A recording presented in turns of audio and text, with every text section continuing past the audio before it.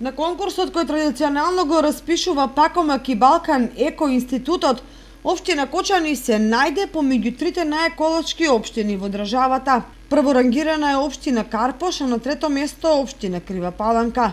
Критериумите за прогласување на најеколошки општини за 2020 година е количината на собран селектиран отпад од пакување од домакинствата, деловните субјекти и училиштата, бројот на нови контејнери за селекција на отпад поставени на јавни површини, висината на средствата во општинскиот буџет предвидени за екологија во тек на 2020 година, бројот на реализирани екопроекти и бројот на јавни кампањи спроведени од општината за подигање на свеста за екологијата.